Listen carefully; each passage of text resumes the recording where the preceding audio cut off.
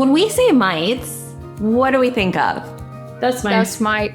But here's the twist. Today, if you know someone who lives with chronic eye issues, allergy symptoms, rosacea, go ahead, send this episode to them now. And we're going to dig into how all these things are related to a different kind of mite, a type of mite you may not realize is worsening your allergies. And it's not dust mites. Today on this episode of Allergy Actually, we are talking all about Demodex mites. These are microscopic mites that live in our hair follicles, especially our eyelashes. And before you are totally grossed out, we are going to dig into what these critters are, what they're responsible for, what they contribute to, and how we can approach knocking them back down a little bit into balance as it's part of our microbiome. But you know what I think is so fascinating is we're learning so much more about the role of our microbiome. And to be totally using the right terminology, I don't know that we could call Demodex a microbiome because they're small, but they're not quite as small as bacteria or viruses. But they are little critters that are a natural part of our flora. And so, you know, when we think, and we've had a prior episode where we talked about like vaginal yeast infections, when it's not that Candida yeast is not technically an infection. It's just part of our microbiome that's out of balance. And so here is a similar situation that we can deal with.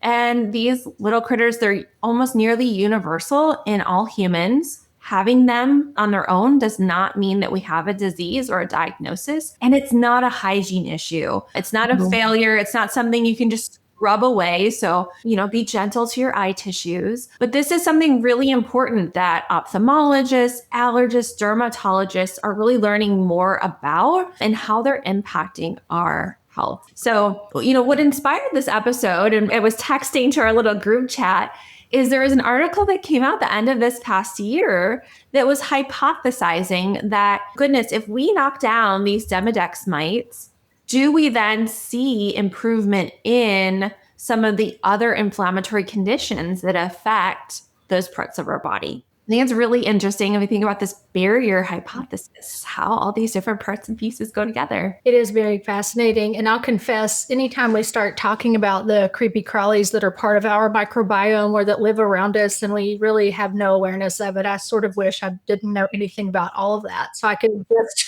more peacefully, right? I'm like, let's just pretend there's no such thing. It's fine. My family actually seems to deal with this quite a bit. My husband has these beautiful, huge, long eyelashes, and they're like daggers. And one of my children inherited them, and they are both very prone to getting Styes and Blepharitis, which is an infection of the glands that are sort of on the inside of your eye, close to your eyeball, that are sort of opposite through that tissue from your eyelash. That's where the meibomian glands are, and they produce oil that your eye needs, because otherwise, if we didn't have that oil layer, moisture would evaporate from there and our eyes essentially would not work.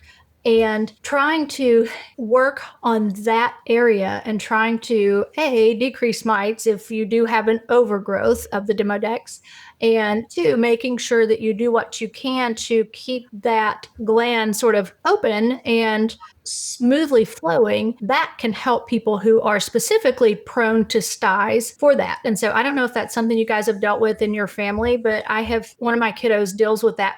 I want to point out a key word you guys are using is overgrowth. So we have a lot to learn about these Demodex mites, which are different than the dust mites that we find like in our bedding and stuff. We don't really have a way to test for allergy to this. So I guess we could say we don't really know if people are allergic to the Demodex mite or not, but we do know that there is some cross-reactivity, especially with troponins that are in Demodex and the type of dust mites that we are allergic to.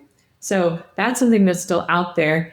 But I think what we're talking about today is we know they exist. We know that some people have more of them than maybe should in terms of ratio in our microbiome. And current science leads us to believe that in those people, they may be more prone to Styes or dry eye or what have you. So what are you guys doing for these patients? Well, and I'm going to add one other diagnosis in there that I think gets missed a lot, which is rosacea, which is a huge thing that a lot of folks, we all strive to have, beautiful, clear, even skin tone, all those things. And certainly rosacea is one of those things that's just really sometimes hard to treat. Just for our audience, are you referring to when there's redness on the skin?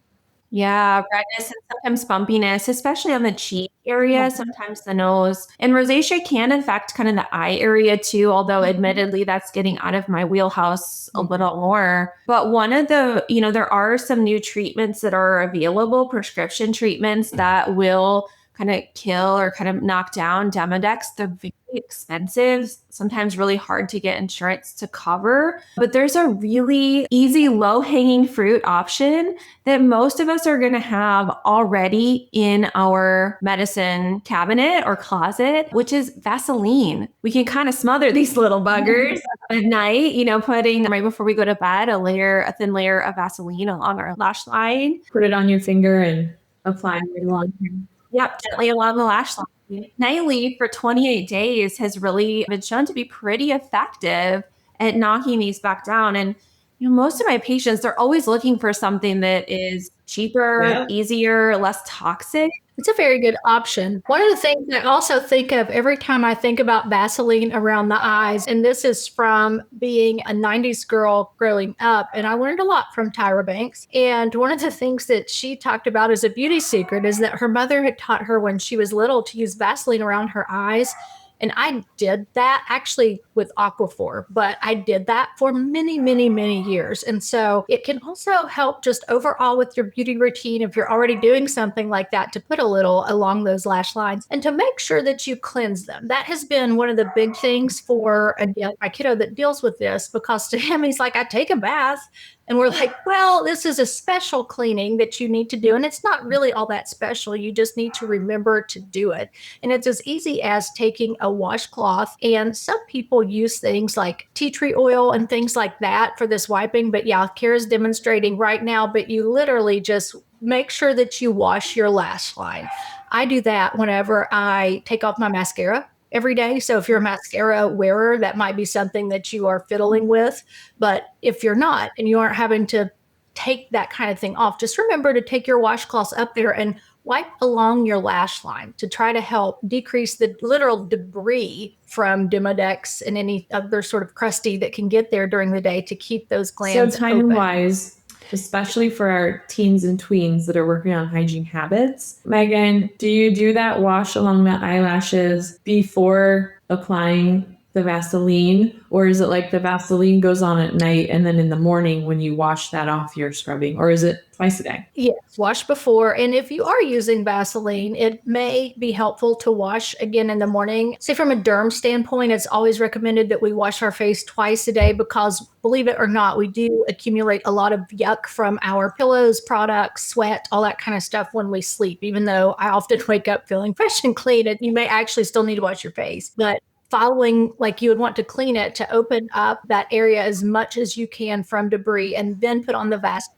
to try to smother any leftover mite. Well, I certainly am going to add this to my regimen, and their patients, I'm going to pay closer attention now if these patients with dry eye, rosacea, styes are also allergic to dust mite. Just now I'm curious. Immunotherapy, we know we can fix dust mite allergy with immunotherapy, all types, eyelid slit, skit, omit, which is like a toothpaste. There's all sorts of things that can be done for that, a lot of options, and decreasing that inflammation. There is cross-reactivity in the tropomycin between that and the Demodex mites. So that could potentially even help with that as well. And now that we have sort of discovered that connection ourselves, we're going to be looking for it. This is, I think, a future research project for all of us as part of the Ani Learning Network. And one of the really cool things that we collaborate together. So if this changed how you think about allergies, even just a little, go ahead and share it with someone who needs a better explanation for their